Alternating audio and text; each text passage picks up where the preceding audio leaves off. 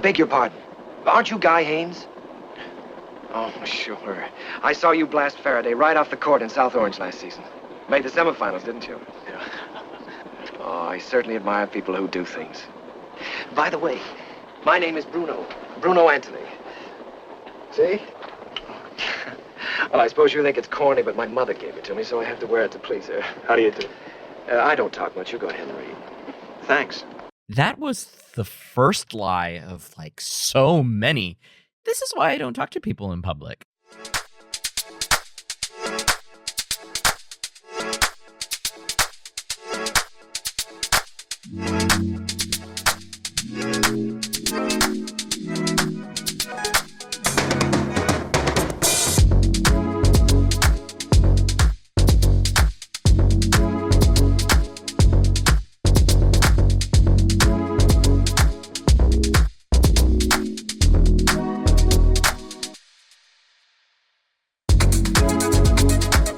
Hey, everybody, and welcome to the Cinema Psych podcast where psychology meets film. I am your host, Dr. Alex Swan, and in this episode, we're going to go on a little journey. We're going to see a famous director named Alfred Hitchcock as he gets on the train. We're talking 1951's Strangers on a Train by Alfred Hitchcock, as I said. And this was one of his, I suppose, earlier works in his filmography, but a fantastic one, nevertheless. So many great scenes and little details here and there. It's an amazing look into, I don't know, a psychotic man's mind and what he thinks people can get away with. I don't know, maybe what rich socialites can get away with. I don't know. I was very intrigued by this film. So like I said, it came out in 1951. Interestingly, rated PG. And people are only on trains for, I want to say, I don't know, an eighth of the movie. It's a crisp 1 hour and 40-minute movie. And I think the train scenes are really just the setup for the rest of the film. Like I said, solid suspense. Like, of the Hitchcock movies that I have seen, right? The famous ones, the not so famous ones. This one got me on suspense. Like, the pacing was solid.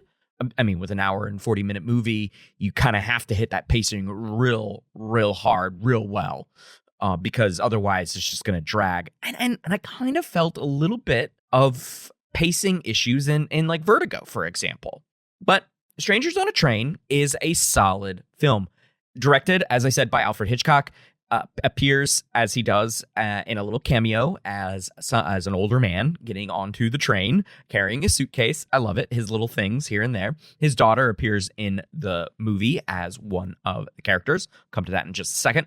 The writers of this film were Raymond Chandler, Chenzi Ormond, and Whitfield Cook. It stars Farley Granger as our protagonist, Guy Haynes, a tennis player in, I guess, semi-professional or professional ranks. It's kind of hard to tell. It's the late 1940s, early 1950s, so it's really difficult to figure out like what it is that's going on. But he seems to be well known enough to be in newspapers, to be a star, so to speak, to beat people really well for TV or radio broadcasters to know his play style, all that kind of stuff. So that's Farley Granger playing Guy Haynes. Guy. Robert Walker in one of his final role, if not the final role of his career. He died tragically at the age of 32, just a few months after this movie released. He plays our antagonist in a chillingly psychotic and sociopathic role, Bruno Anthony. Ruth Roman plays Guy Haynes's love interest, second love interest, so to speak. Anne Morton, his sort of affair woman, because at the beginning of the movie, he is still married to Casey Rogers' Miriam Joyce Haynes. And she is the woman who gets murdered by Bruno in, I would say, the first act of the film. So Ruth plays Ann Morton. Leo G. Carroll plays her father, Senator Morton. And so a lot of scenes take place in Washington, D.C. and the surrounding area. Bruno's family is from Arlington, a socialite, high echelons of society in Arlington, old money, I would imagine. But Leo Carroll plays Senator Morton. Patricia Hitchcock, the only daughter of Alfred, plays Anne's sister, Barbara, or Babs, as she's referred to in the movie. My mom's name is Barbara, and the nickname that her parents went with was Barbie, and that's she goes by Barbie, like the doll. I wonder how her life would have been different had she been born earlier than she was, and instead of Barbie, she got Babs. I don't know. It was an interesting thought experiment that I had the other day watching this movie for the first time. Marion Lorne plays Mrs. Anthony, and Jonathan Hale plays Mr. Anthony, the object of Bruno's hatred and the crisscross applesauce murders. Let's exchange murder for murder, shall we? Conversation that he has with Guy in the beginning, the ostensible strangers on a train, makes the perfect alibi for a double murder to occur. Anyways, Bruno hates his father. You only see him in the background. I don't think he has any lines. As far as I recall, he doesn't have any lines. Howard St. John plays Police Captain Turley from the town, I guess in Maryland, that Miriam and Guy are from. I'm not sure. I think it's Maryland. I'm not sure. Or maybe it's Virginia. I'm not sure.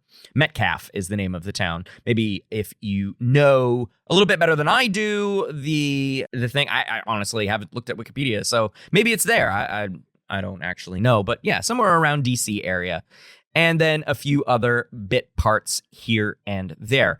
Again, a stunning thriller from who we consider this day and age to be the master of suspense, of course, right? The film was nominated for 1 Oscar, but I don't think it won that Oscar. Yeah, it was nominated for Best Cinematography for black and white films at the 1952 Oscars, but it didn't win. Now, it won a National Board of Review win, and then a few other smaller wins there. The Photoplay, Online Film and Television Association awarded it the Hall of Fame in 2017. The DGA nominated Alfred Hitchcock for Best Director in Motion Pictures. He did not win that year. A tragedy, in my opinion. And don't take my word for how good this movie is. It has a 7.9 rating on IMDb. I'm just saying, right? So in this episode, we are going to jump in the juxtaposition between this tennis star Guy and this psychopath Bruno, and what happens during that, and in many ways focus on Hitchcock's true fascination with one Sigmund Freud. So without further ado, let's jump in. My guest host today is Dr. Brooke Cannon. Brooke is a professor of psychology at Marywood University in Scranton, Pennsylvania, a clinical psychologist and an avid movie fan, my favorite kind of people. She teaches both a psychology in film and a psychology of Hitchcock course, which we'll definitely dive into at the end of this episode because I'm really curious about it. Brooke often uses movie references when she's teaching about psychopathology. This resulted in the creation of her website, psychmovies.com, in 1999. We're talking a website in the early days of psychology, folks. Brooke, welcome to the show. Thanks, Alex. I'll never turn down an invitation to talk about my favorite movies. Awesome. I'm so glad that you're here. And before we jump into Strangers on a Train, I wanted to ask about psychmovies.com. So I'll give a little bit of an intro to my use of this website, me finding it, and then you can tell us, all those years ago, what made you put that on the internet for everyone to see. So when I was first starting out teaching, obviously I've told this story a lot to a lot of people, and on this show, I've been watching movies feverishly for my entire adult life. And even before my adult life, a thing that we did as a family is, rent movies, right? And I did that with my friends. Good old Blockbuster days. Am I right?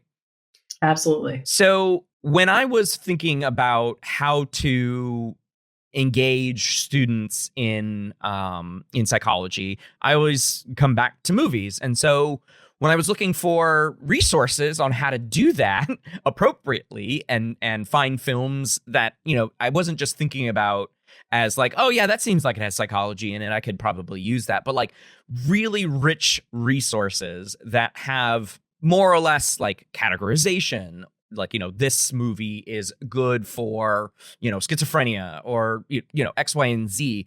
I was thinking to myself, okay, there's got to be something on the internet. Somebody has had to have done this before. And lo and behold, I came across your website, psychmovies.com, and I was like, man, this is really good because not only does it have, and I'm hyping up the website for sure, not only does it have lists of movies dedicated to the psychological content in them, but like also broadly disciplined, the subdisciplines of psychology. But it also has like instructor resources and guides and little assignments here and there that you can use to incorporate into your class. And I absolutely did. I took those things and I made things my own, but like that was the first resource online for psychology and movies that I was like, yes, this is exactly what I was looking for. Not only because it took a lot of my own cognition out of my head and somebody had already, thought about these things just like I was thinking about, but like had put the thought into putting those things on the internet for other people, not only students, but instructors as well. So Brooke, what made you decide to put the psychmovies.com together?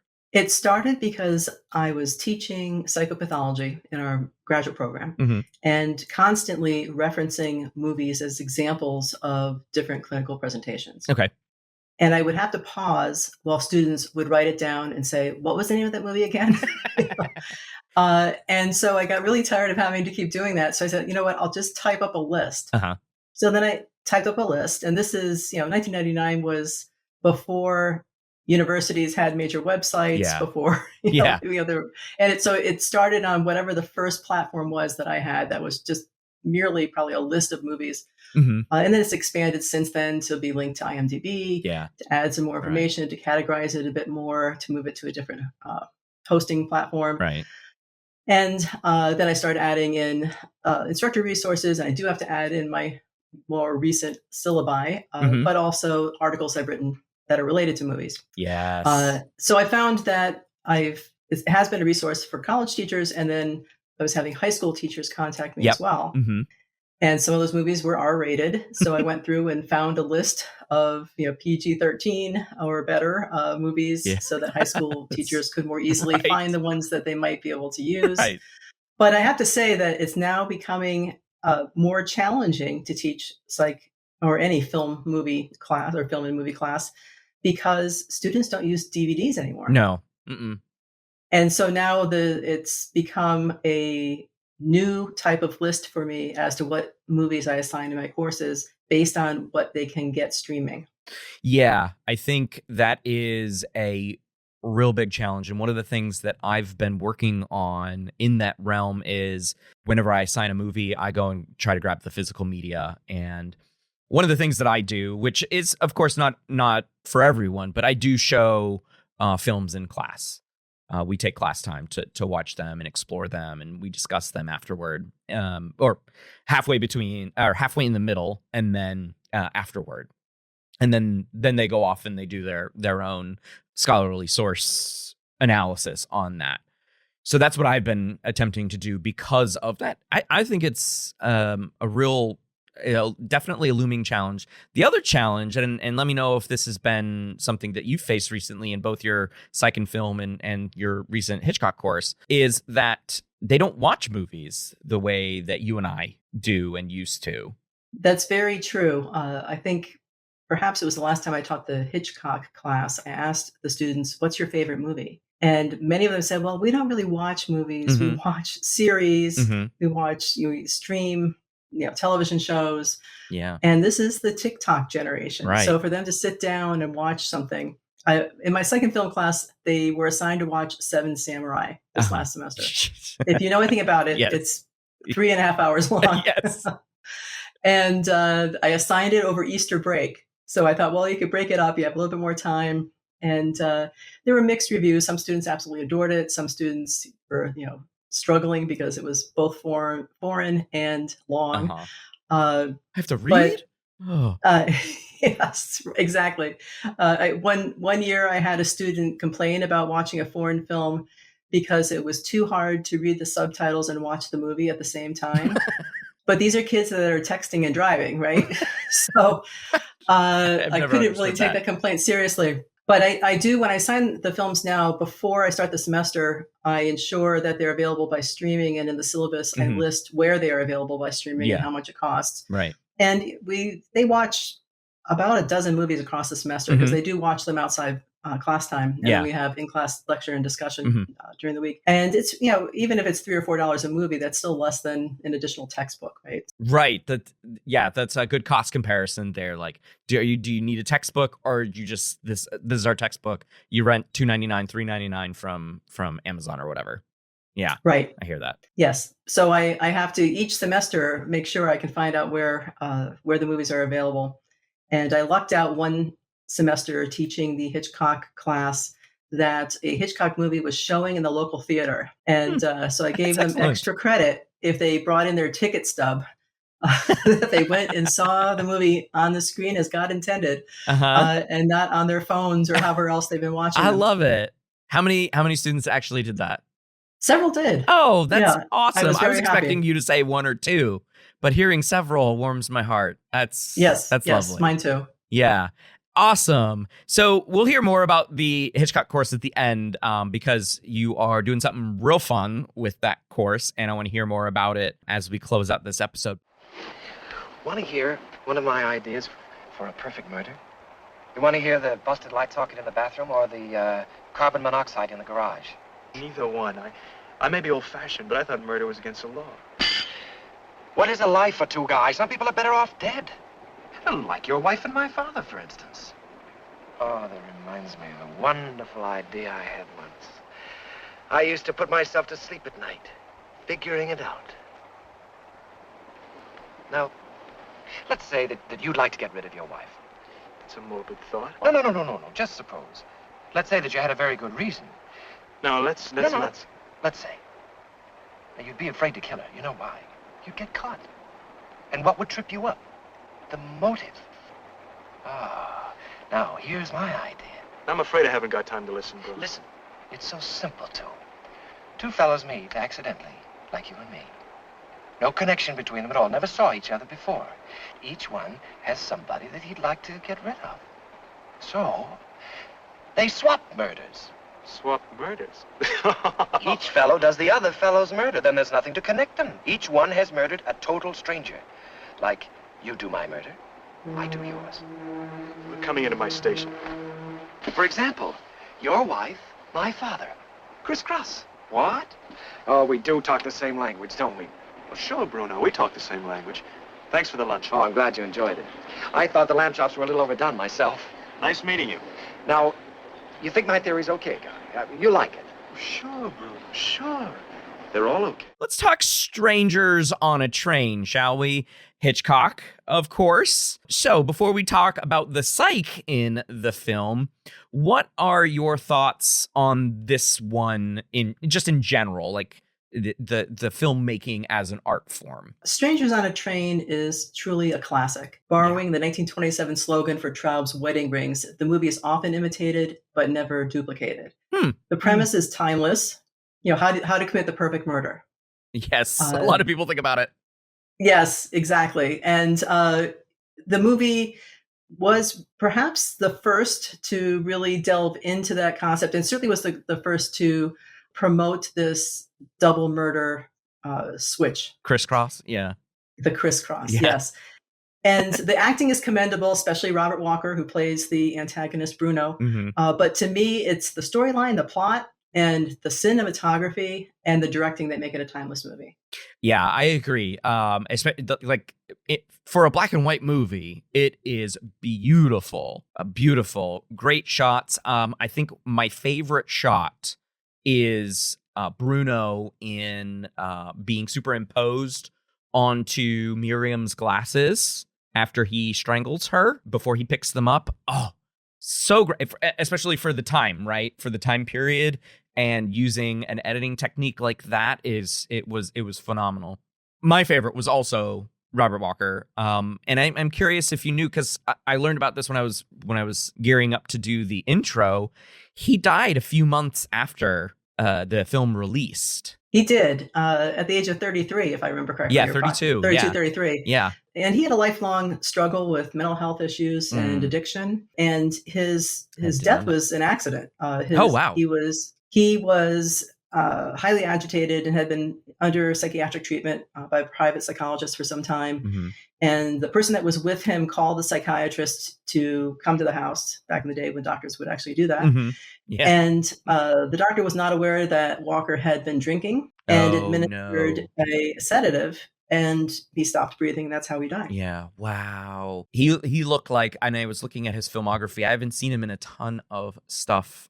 Obviously, only being 32, he didn't get to do a ton of things, right? He did as much acting as one could in their 20s at the time, in the 40s. But like, he looked like he could have had an amazing career. He was phenomenal. And what was particularly interesting about this role in Strangers on a Train is that it was a departure from his prior work. He used to be he was the good guy. Yeah. Okay. In his other films. Right.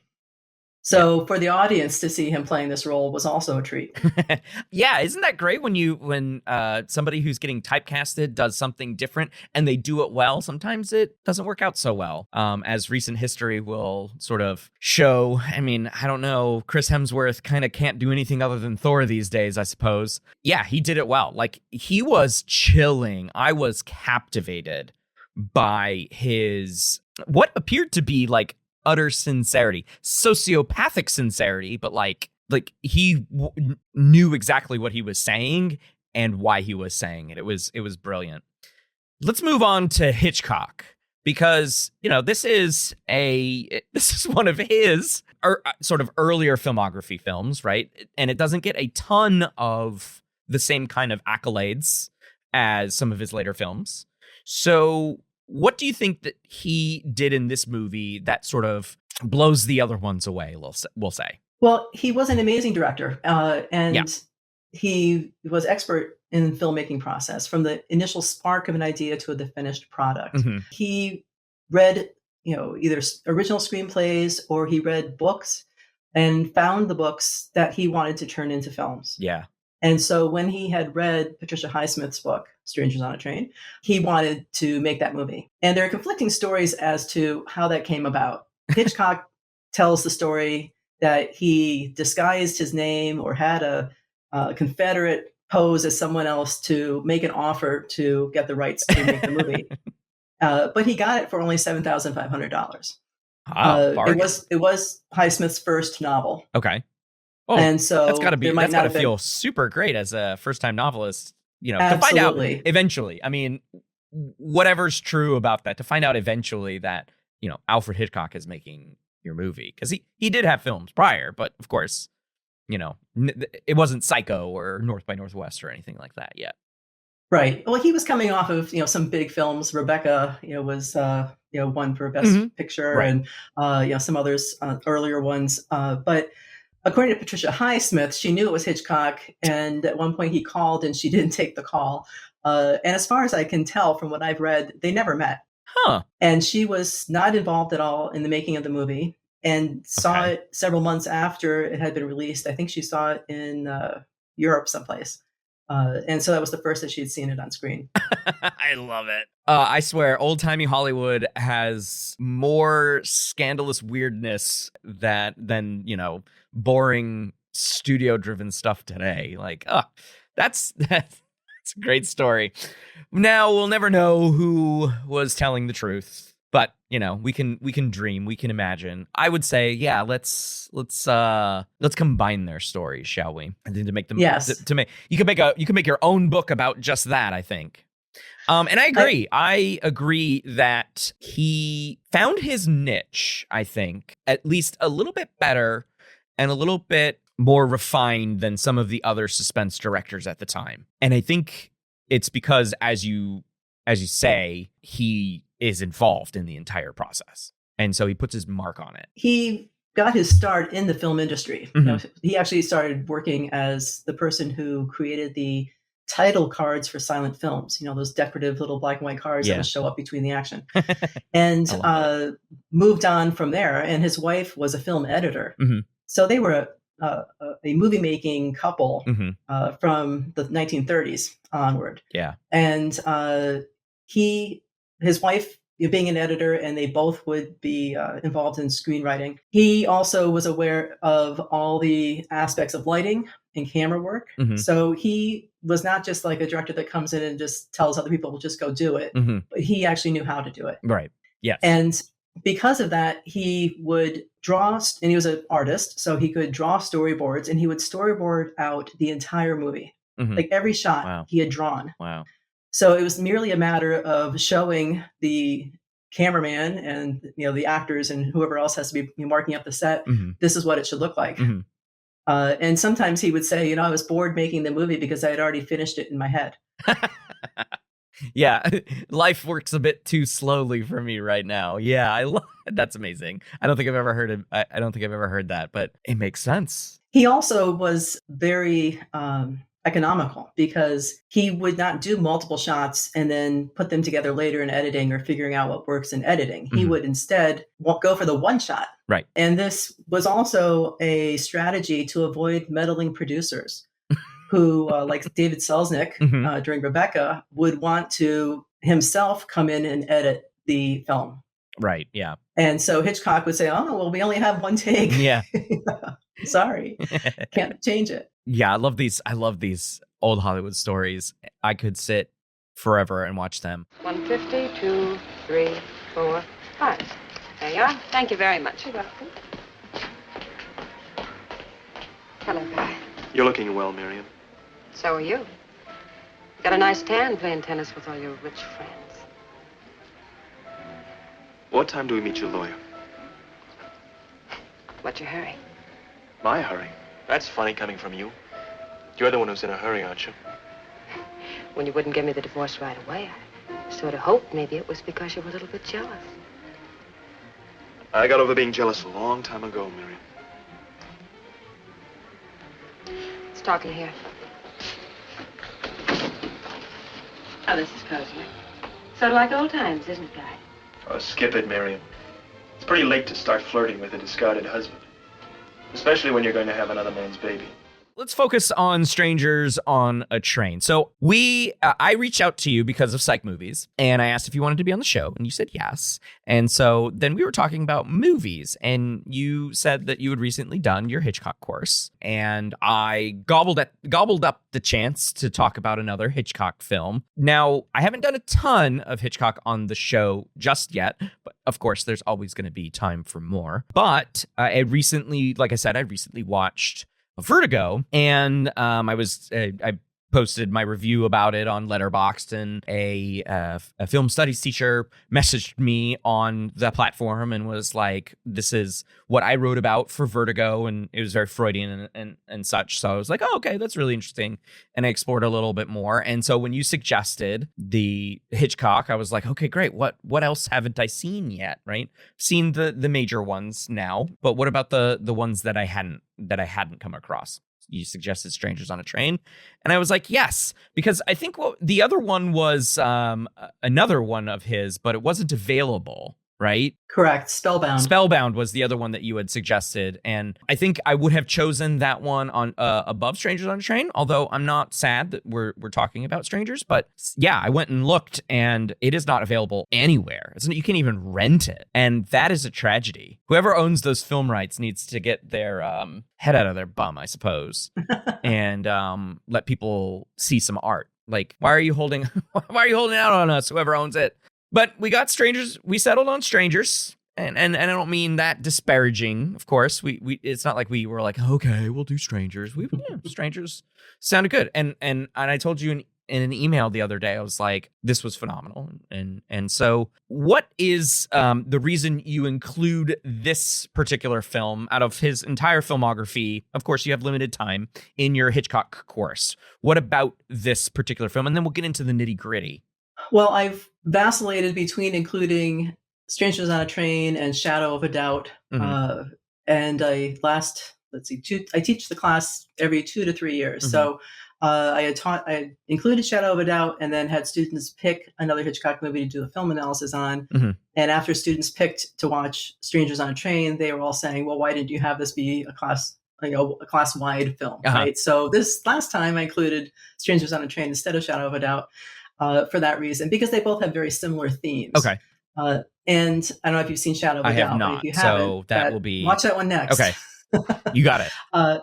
And they're both examples of not only great filmmaking, but portrayal of psychological concepts like duality and morality and psychopathy. Perfect. Yeah. So let's jump in. One of the things, as I just mentioned, when I wrote my review on Letterboxd for Vertigo, was the whole Freud angle. And as a cognitive psychologist, I tend to, shrink, have a visceral reaction when people say, yada yada is Freudian. It's not that I dislike it. And of course, I understand that times were different when some of these films were made, when Vertigo was made, when Strangers was made. So let's jump into the, I think, low-hanging fruit, because as we discussed before we started recording, this is a good example. This film is a good example of Hitchcock taking Freudian theory as was understood at the time and putting it into a visual medium, right? And exploring that. As you said, the movie itself is based on a book, right? A fiction novel. But I think a book has the themes and has the dialogue between characters there, but Hitchcock adds his visual expertise to it. So let's talk about how Freudian theory is portrayed in this film. So, Brooke, if you could, for the listeners, give us a brief breakdown of the Freudian theory, and specifically, I suppose, Freud's personality theory, right? Our id, ego, superego kind of stuff, and how that relates to the characters and the portrayal in this film. You're absolutely right that screenwriters love Freud because it gives them a really easy formula to follow with their characterization. I hear that. So typically we see the id, ego, and superego presented in different characters within the film.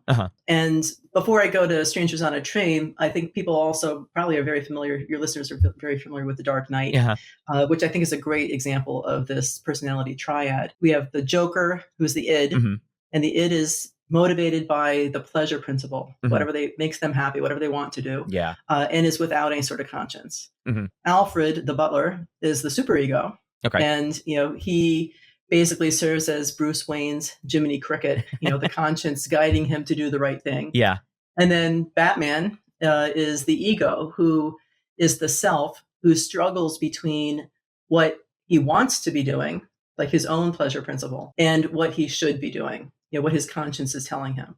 And in the case of The Dark Knight, that decision was, do I save my girlfriend, which is my id talking, or do I save the district attorney, which is his superego talking, because the district attorney he believed was going to be more important for the community. And of course, we know that he made the wrong decision. He made the wrong decision, yes.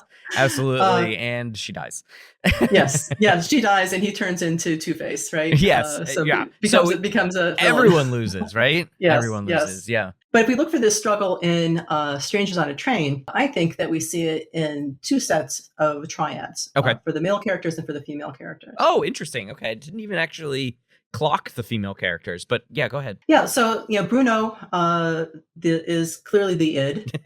He just does what he wants. He does it for lark, right? He has a great discussion of how he just does things because they're exciting, and he thinks you should do everything at least once in your life, and that must include murder. That's what was chilling about it, right? Because he says a lot of stuff with a smile. It is with a smile, and it's without any fear of being misunderstood, because he thinks he's right.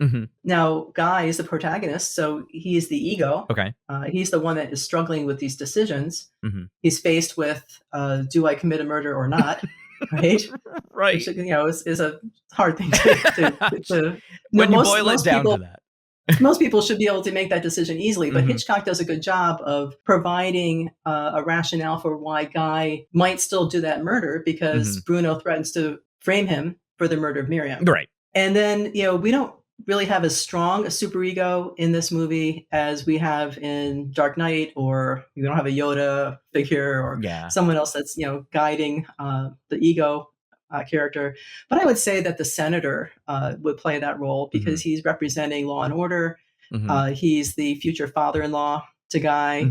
And, he talks about the right things to be done. And then among the women, Miriam, who's Guy's estranged wife, is portrayed as running around with a couple other guys. And this is further described in the book, that she might have been pregnant with a child from another man at that point. Which is very scandalous. Oh, very much so at that time, right? But she clearly was the id. And it's not even just that she's off gallivanting with men, but where do they go? They go to a fair, a carnival. Yeah, right. Right. So it's nothing but pleasure principle.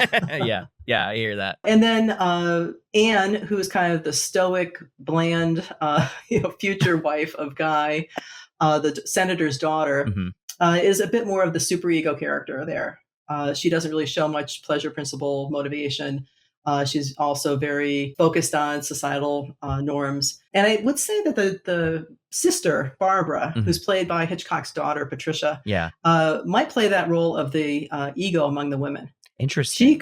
She could see all the sides. She was the one that was coming up with, well, this is why Guy can't turn himself in. Yeah. And this is why, she was the fact dumper for sure. She was the one that could see how maybe we have to be devious in order to catch Bruno, right? So she was willing to lie a bit, or put on a scheme to try to fool him. So I think that there's a combination of triads. There's the primary one, which are the men, but I think those three women also showed elements of that personality trio. I had an interesting observation. So I am coming from it's been a long time since I've explored Freud's personality theory, but I have this vague sense of recalling that, at least from the instructor that I had in undergrad, that the superego not only is the conscience, but also an embodiment of societal norms and mores.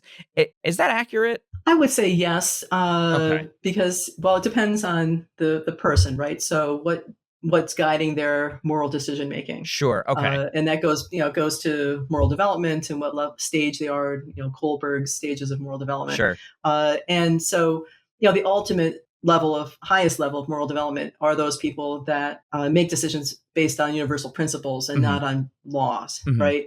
And so sometimes, the society's rules aren't really moral, and the moral decision is to not go with what the norm is. Yeah. And so fair. I think that it really is a combination of those two factors, right? So you do want to live within the rules of humanity, and thou shalt not kill, for example, as we see in this movie, but also have your own moral compass to be able to distinguish between laws and rules that are justified and those that aren't. I see. Okay. That makes a lot more sense. So, and because the reason why I raised this is because an early scene in the film has Guy going to his hometown of Metcalf, where Miriam is, and you had raised a question about how I wrote this up.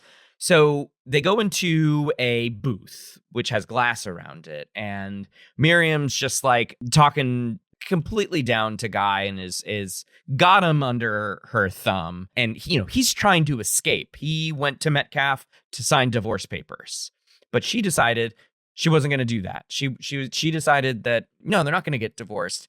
And I thought it was an interesting explosion of emotion from Guy, representing, the struggle, as you said, we have with our egos, right? Do we go toward the id, or do we go toward the superego, blah, blah, blah, right?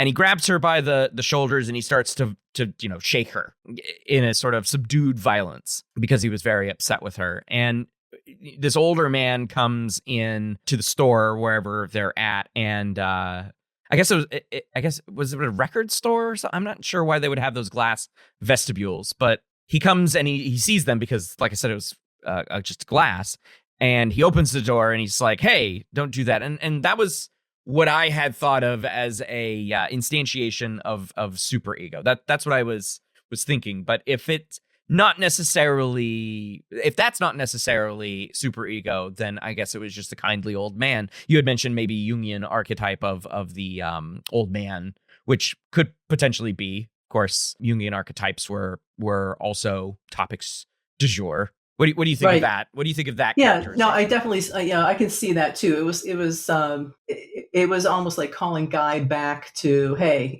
your own superego is not telling you this, and maybe a character that is similar in age or closer in age to the senator representing societal rules, is coming in and kind of breaking him of that. But Guy doesn't calm down, because then he goes and calls Anne.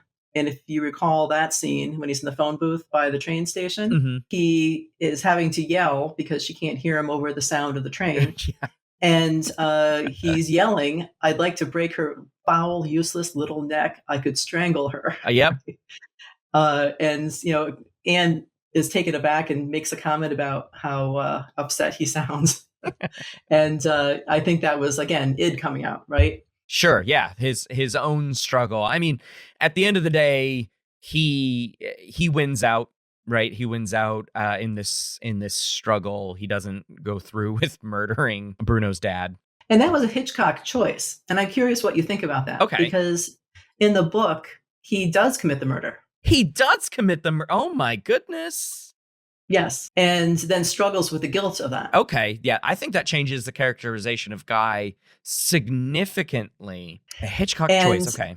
Yes, and so, Hitchcock may have allowed the audience to consider that Guy maybe was going to go through with it, because he did go to Bruno's house with the gun. He did, yep. If he was just going to talk to the father, why did he bring the gun? Yeah, that's a good question. So there was some ambiguity there. Of course, Bruno is there waiting for him. I think if he had committed the murder, the movie would be longer, for one thing, which changes the pacing and editing dynamic. And I thought this movie was so well edited that any deviation from its plan may have soured the story and its presentation. But I think if Hitchcock was using Freudian theory a little bit closer to its base intention, which what I mean by that is sort of the basics of it, the Cliff Notes version, if you will, then I think it makes a lot more sense to have Guy as that central protagonist, because we are following Guy, but have him be the hero of his own story and have ego win out, as opposed to having to deal with the struggle and, I guess, go down to the level of Bruno. So I appreciate Hitchcock's choice here in keeping Guy clean. And I don't know how much of that was purely Hitchcock's decision, because I agree with you. I think it made for a tighter story the way Hitchcock told it than in the book, which kind of dragged then after the murder. And Bruno dies, in a boat, drowning off of a boat. Instead of the carousel? In the book. So, okay. Yeah, so it's not nearly as dramatic as in the movie. And we also have to consider that there were times in Hollywood where movie directors were pressured to ensure that their stars didn't commit murder. Cary Grant, who was in Hitchcock's movie Suspicion, Hitchcock wanted to have committed the murder and had filmed the ending with that having been the case. And the movie studio said, no, Cary Grant can't be a murderer. Yeah. He's our star. Right. So you've got to change it. And so I think in this case, there also was the expectation that bad guys got their comeuppance. Yes. I think that and so, was very and you wanted to have a happy ending. Yeah. I think sort of golden age cinema probably thought, and I'm making a broad generalization here, just with the way the stories were written and were shot, going all the way back to D.W. Griffith and the portrayal of the Ku Klux Klan and the Confederacy in A Birth of a Nation. My generalization here is that I think movie studios and filmmakers thought audiences were dumb. Just to be blunt about it, thought the general populace would not get nuance, would not get X, Y, and Z of like true storytelling, that you would see on the stage, right? Because again, stage plays, not to be confused with like vaudeville, but stage plays where there was a ton of nuance were only seen by socialites and high society, right? People who could afford it. But movies were cheaper, and people could go, and anyone could go see a film for like a nickel or whatever, for 10 cents, as it increased, right? So I think movie studios thought audiences were dumb and would probably not understand that guy could go through with like going through with the murder. Like it wouldn't make sense. Like, why did he do that? And nowadays, the films go through a ton of test screenings and focus groups to edit the things to hell, to make sure that audience understand what's going on, they get the right reactions from characters that they want to get, and so on and so forth. They weren't doing that. That just wasn't part of the filmmaking process in the 40s and the 50s. I just think they wouldn't have gotten it. But I think it's a better, looking back on it with my presentist lens here, I think it's a better movie that he didn't kill. I agree. And it preserved that good versus evil duality. Yes. And you mention in the notes that you compiled for our chat this duality. So expand on that a little bit more, please. We see lots of dualities in movies. It could be good versus evil. It could be private versus public. Mm-hmm. And the good and evil is probably the most common. And we see that in Strangers on a Train, as reflected in Guy, who's the good, who literally wears white as a tennis pro. Yeah. And is surrounded by white buildings in Washington, D.C. Yeah. And then Bruno is the evil side, mm-hmm. who tends to wear darker suits, who lives in a mansion with his parents that's very gothic and dark and ornate on the inside. Mm-hmm. And so we have this example of duality there. And this duality was also a primary focus of the book that Patricia Highsmith wrote. Mm-hmm. And so I think that Hitchcock was saying that everybody has a duality in them, right? So just as Guy is the good guy, he still had that moment in the telephone booth. Sure. Right? So he still expressed the desire to kill Miriam, even though maybe in reality he never would have gone through with it. But those thoughts passed through his mind. Yeah. And so this is an idea that Hitchcock and many other filmmakers would highlight. Hitchcock had said that there's no villain who's completely bad, and no good guy who's completely good. Right. It's all full of gray areas. Mm-hmm. So, even the one scene in Strangers on a Train where Bruno is leaving the fair after having committed the murder, and he helps the blind man across the street. Mm-hmm. Now, you might interpret that as, oh, gee, look, he's a nice guy, and this is an example of a duality. It might also have been his cunning side, mm-hmm. making it look like he's a nice guy. Yeah. Not someone who just committed murder, right. By helping this guy across the street. I'm appearing to be nice. Correct. Yeah. Yes. I'm putting a mask on to be nice, but I'm going to take it off. And very apt to your earlier discussion of Batman and the reason why he wears a mask, or one of the reasons he wears a mask, for sure. Hello, Guy. What are you doing here at this time of night? Well, you don't seem very pleased to see me. I brought you a little present. What do you mean? Oh, what's this all about? Recognize them? It was very quick, Guy. She wasn't hurt in any way. It was all over in no time. I knew you'd be surprised. And, Guy, there's nothing for us to worry about. Nobody saw me. Only Miriam. And I was very careful, Guy. Even when I dropped your cigarette lighter there, I went back to pick it up. Are you trying to tell me? Why, you maniac! But, Guy, you wanted it. We planned it on the train together, remember? Where are you going? Where do you think I'm going? I'm going to call the police, of course. But you can't, Guy. We'd both be arrested for murder. We'd both be arrested for murder. You're just as much in it as I am. We planned it together. Crisscross. You crazy fool. Do you think you can get away with that? Oh, come now, Guy. Why should I go to Metcalf to kill a total stranger? Unless it was part of the plan and you were in on it. You're the one who benefits, Guy. You're a free man now. I didn't even know the girl. I had nothing to do with this. The police will believe me. Guy, if you go to the police now, you'll just be turning yourself in as an accessory. You see, you have the motive. What is it? My telephone. Someone has some news for you, Guy. It's the police. You've got me acting like I'm a criminal. So I have a question for you. If Bruno was successful in getting the lighter back to the island to frame him, do you think Guy would have been able to beat the rap, basically, the beat the frame with his shaky alibi of the drunk professor on the train? The odds are, I would say yes. Mm-hmm. He was, first from an evidence perspective, he had that shaky alibi, which I think that there were elements coming into place that would suggest that it was true. But he also had, as far as I recall, he still had that map that Bruno drew of Bruno's house, right? Mm-hmm. Which would support that this was going to be a crisscross, murder plan. But he, given the fact that Bruno's father was still alive, Guy had no intention of following through with. Yeah. There were the witnesses at the fair that had seen Bruno when he was waiting to take that boat over to the island. Yeah. He looked. I love how the boat operator or the one of the, I guess, workers there just like kept looking at him like, you've got some shifty eyes, buddy. Exactly. Yeah, I think I suspect that with some decent detective work, they could have put it together. Bruno had shown up uninvited at the soiree that the senator was having. Right. And I think that there were other components that probably in a court of law would have led to enough reasonable doubt to avoid having Guy be convicted. Yeah.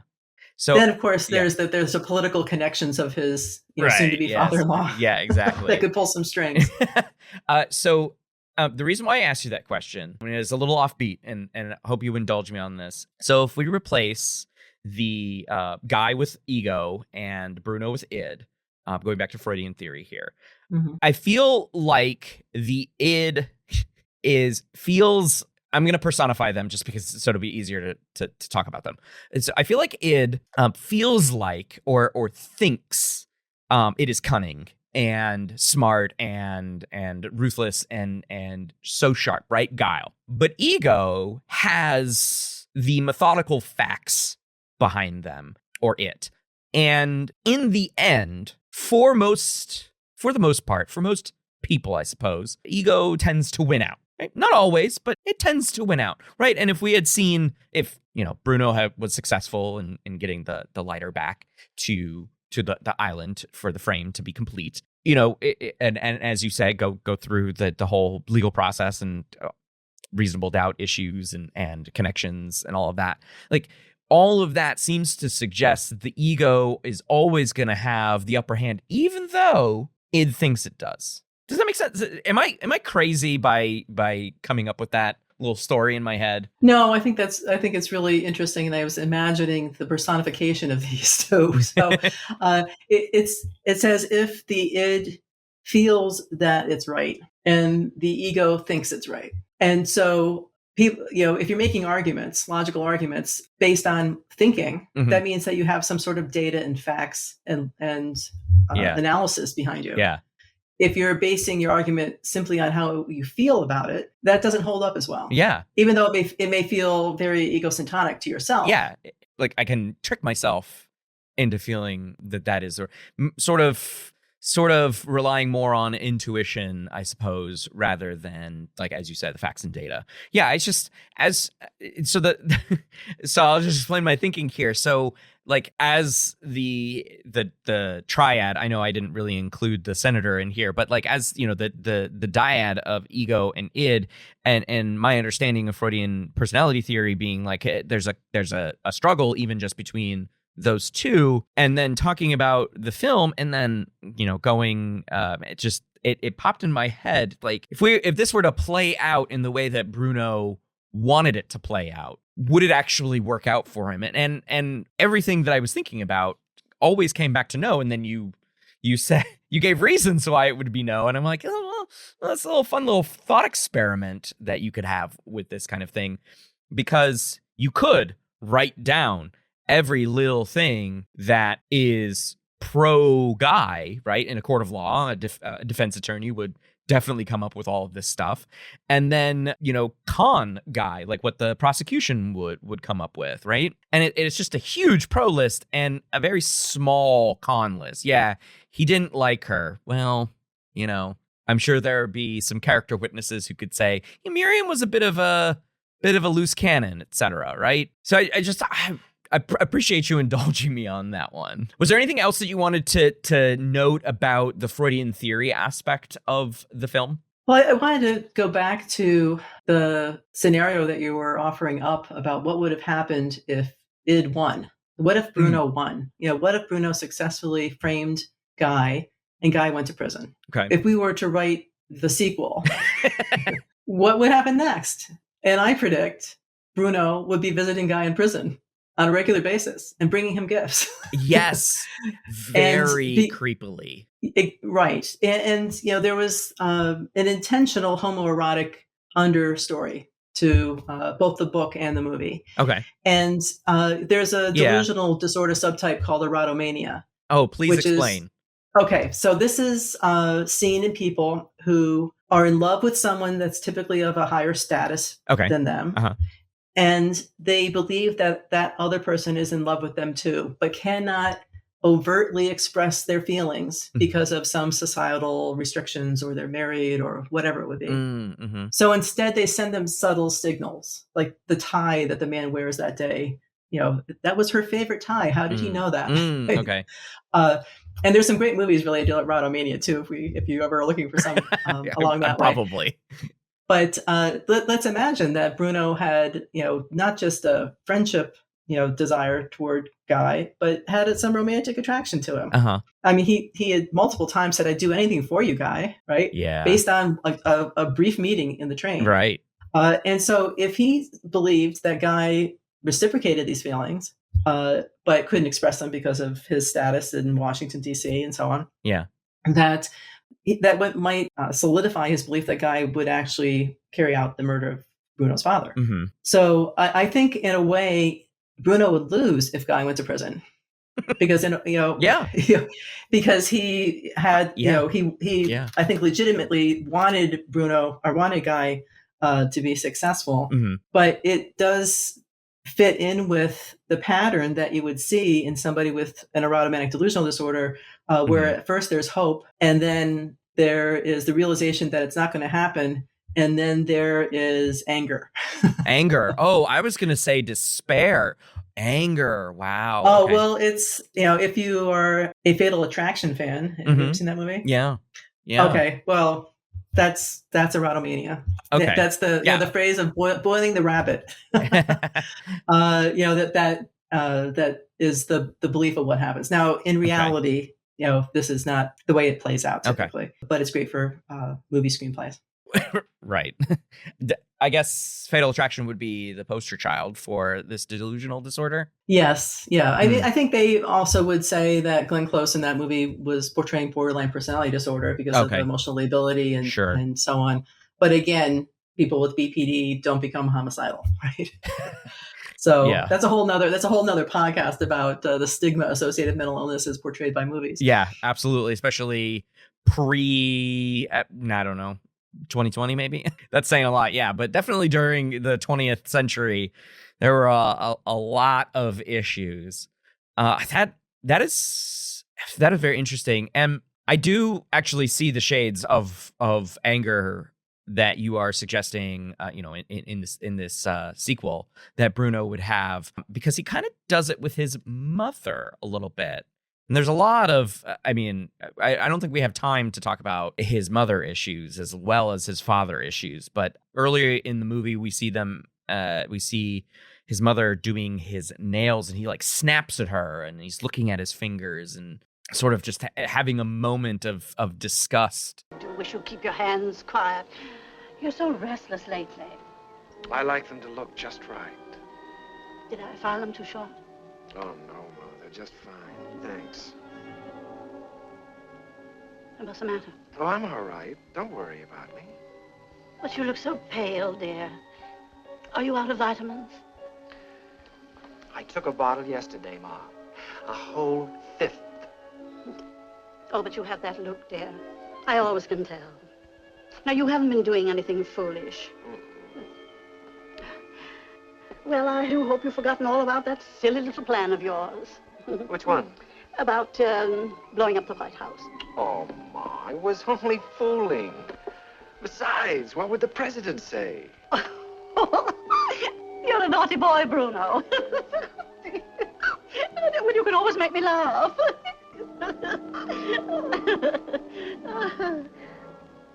Now get shaved before your father gets home. I'm sick and tired of bowing and scraping to the king. No. Now let's not lose control. Come see my painting. Bruno, I do wish you'd take up painting. Such a soothing pastime.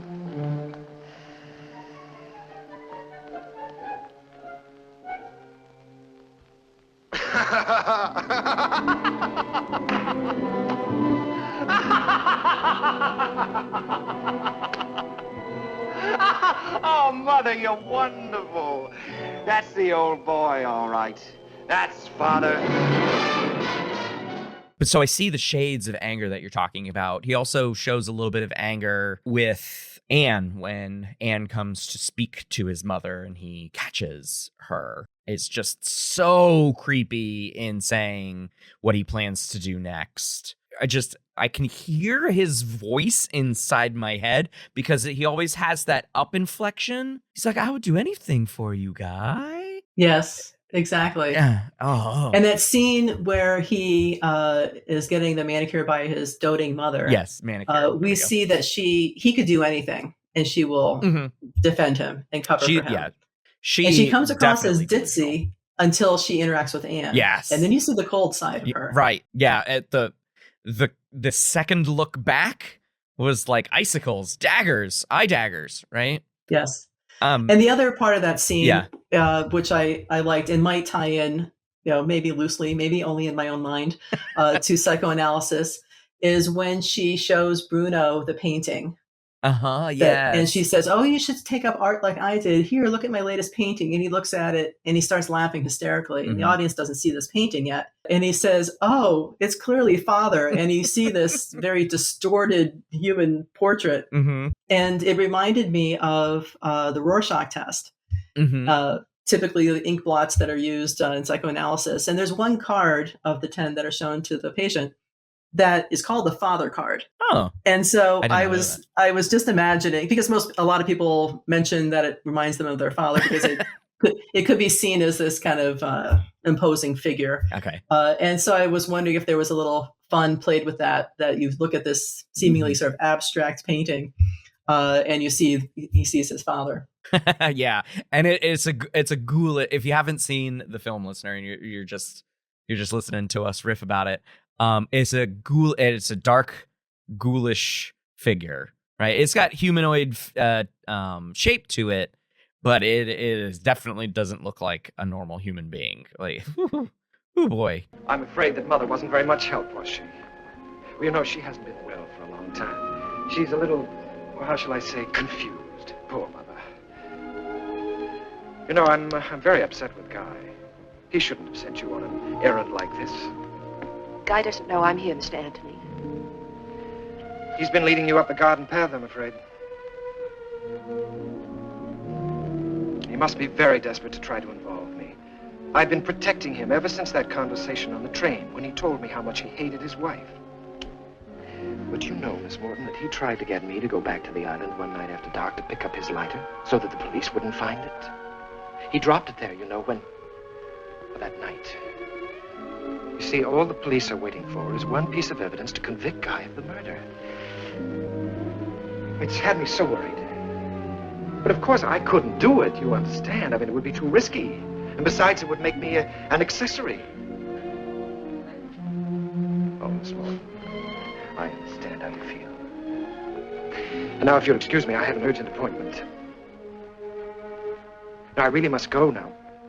I wanted to focus on Bruno for a second. One of the interesting things in clinical psychology that I've come across doing this podcast, and I've talked about it in a number of episodes in various films, is this dark triad traits theory from 2002, I think. So It's getting up there in age. And it's specifically 3 personality traits that are subclinical in their presentation. And I was, and I learned something when I was looking this up a little bit more. Obviously, I have a broad understanding of it, but I was looking up it a little bit more. But subclinical presentations, now the dark triad meaning 3 here, are Machiavellianism, which for a guy that wrote a truly disturbed treatise definitely earned the immortality, I suppose, in the moniker. I thought it was, and then the other 2 are narcissism and psychopathy. And I actually thought that those were clinical narcissism, narcissistic personality disorder, clinical psychopathy. But I was reading it more in more detail, and it's specifically subclinical levels of these. And so just very briefly, and then I'll have you jump in, Brooke, because you probably know a little bit more about this than I do. Machiavellianism is manipulativeness, being manipulative, and then lack of empathy and morality. Narcissism is obviously self-grandiosity, pride, and egotism. And psychopathy are characteristics that are antisocial in nature, impulsivity, selfishness, and being callous and unemotional, as well as lacking remorse. And I wanted to get your thoughts on my level of analysis on here. So I definitely thought Bruno showed all of the Machiavellianism traits in many of the things he said. And I, especially when he comes into gloat to Anne and saying that he's going to frame Guy. Narcissism, I thought more or less and I wrote Baltimore, but of course I now realize that he's from Arlington, Virginia. But he was a high member of society. His family was, at least. And his mother was doting, as you pointed out a minute ago. And then as far as psychopathy, he definitely, the scene where he uses the older woman as a strangling mannequin, dummy, if you will, and then just stares at Barbara because of her glasses. And then he faints due to it. I was that scene in and of itself kind of hit me with psychopathy really hard, right? The impulsiveness of it, the remorselessness of it, the unemotionality of it. I mean, who goes around to parties and strangles people, right? For fun. Because, we're talking about murdering people, as unfortunately rich people can have conversations about, and nobody will, bat an eye. So what are your thoughts on this dark triad? I think you got it right. I agree with you that those 3 components are definitely present in Bruno. It's remarkable that this character was portrayed so well, given that it's based on a book written in just the year before the movie came out. Yeah. 1950, 1951. Right. Before we had the dark triad concepts. Yes. But as early as 1940s, Cleckley, 1941, I think it was, had identified, 16 psychopathic characteristics, personality characteristics. Okay. And when I looked through those 16, I was, finding that they were tying in with the components as you describe them for the psychopathy part of the dark triad, specifically the superficial charm and good intelligence. He charmed those ladies at that party enough to let them put his hands around their necks. Oh right? My goodness! Some stranger comes in. What's the probability that would happen? You're going to do a murder.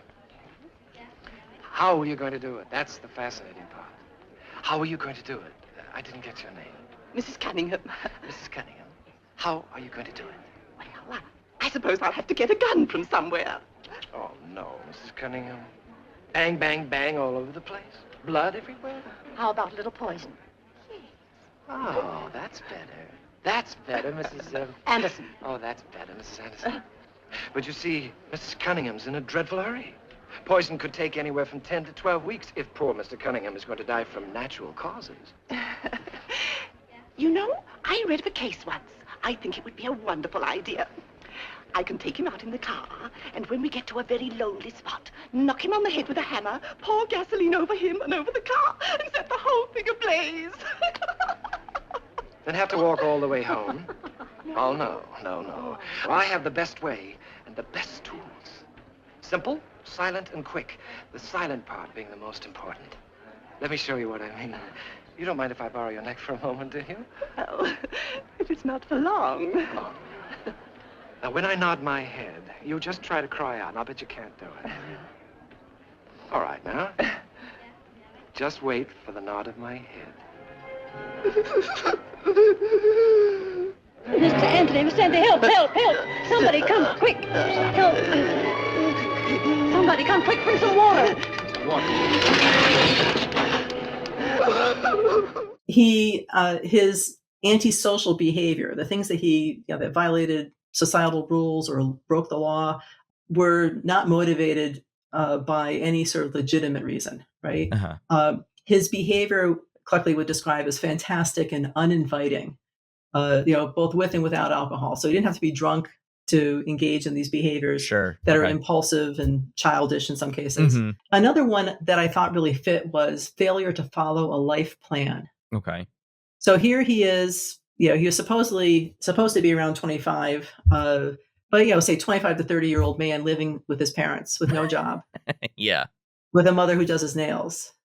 And a father who, you can barely hear the dialogue, but because in the foreground, Bruno's on the phone with Guy. Yeah. But in the background at Bruno's house, the mother and father are arguing about Bruno. And the father mentions that Bruno was engaged in a hit and run accident and that he wanted the boy to get some help. I missed this completely. He needed to be restrained in some way. He said, I want him to be restrained in some way if it's the last thing I do. Oh, my goodness. So this may have been part of the motivation for getting rid of the father. Right, yeah. On Bruno's part.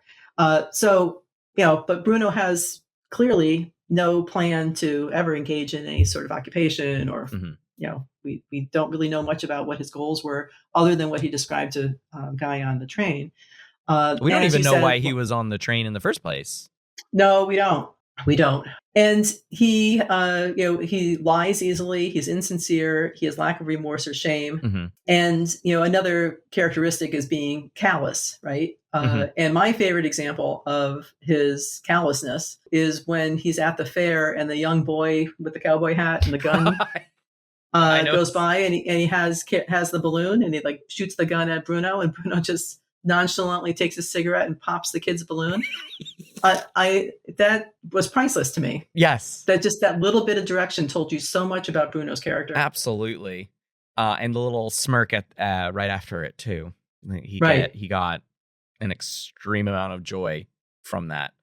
Oh yes. Another one of the reasons to love that portrayal.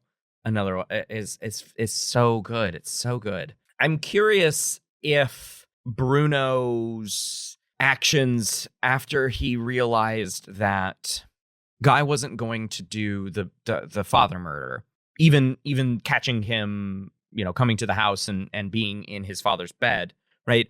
I'm curious if his desire to complete the frame, right? Because he has the lighter. He has Guy's lighter, and he's going to take it back to the scene of the crime. Is this a calculated move, or in your mind, or is this an act of desperation? It seems more desperate. Okay, I think so too. And I think it was this is the next phase of that, right? So the honeymoon phase is over with Guy. And now it's, oh no, I have to do something before Guy pins this on me. Well, he's not going to do this murder for me. Well, I'm going to get him back. And I think the desperation was illustrated by the scene where Bruno drops the lighter down the storm drain. And you see him, trying to reach this lighter, right? Yes. And he's struggling and struggling and struggling. And as an audience, this is one of those times where you're somewhat pulling for the bad guy. Oh my God, he almost got it that time. The cross-cutting on this was phenomenal. Having just discussed film editing and with a director on this great documentary, just the cross-cutting between the two, and this is one of the moments in the film where I'm just Hitchcock, it is just so good with the suspense, because that's what I'm showing Brooke on the camera here, so listener, you can't see, but lighter's not moving, and his fingers are getting just closer and closer, and then it's cross-cutting between Guy having to play this tennis match, and he's like, "Oh, I'll get it done in 3 sets," and then it takes like 5 sets. Right. Oh yeah. So I phenomenal job, and you're just like, is he gonna get it? Is he gonna get it? What's gonna happen? Does he not get it? But he gets it, of course, and he's off and running. And of course, the Metcalf Town people are hilarious, just like standing over him, like, I wonder what's gonna happen. Yep. As we round out our discussion of the film, I wanted to get your last thoughts on the filmmaking. What stood out to you as far as a great technique? I love diving into film technique analysis, film studies. So what one thing do you think like really nails it for you in this film?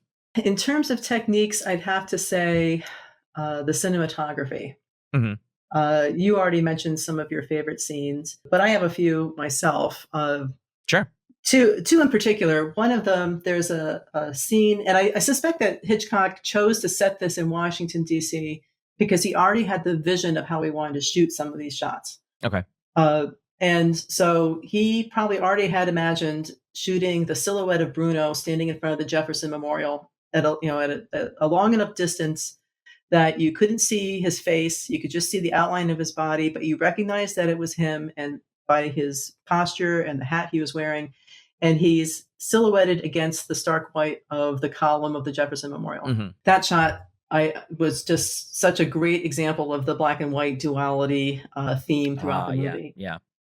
And then the other one, two, I'll have to say two. So one you've already mentioned, and that is the murder being reflected in the thick eyeglasses of Miriam. Mm-hmm. He used a concave mirror on set and directed the actress playing Miriam to fall backward as if she was doing a limbo and slowly fall toward the mirror. And that's great. The actress had said, I'm not a gymnast, that was really hard to do. And the first several times she just slipped and fell onto the concrete floor. Oh, but then rough. The 7th time she was able to actually, float. He was saying float backward.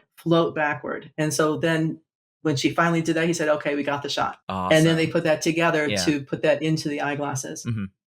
And then the other one that I have to mention is the scene where Guy's playing doubles tennis. Again, another doubles reference that we see throughout the movie. Mm-hmm.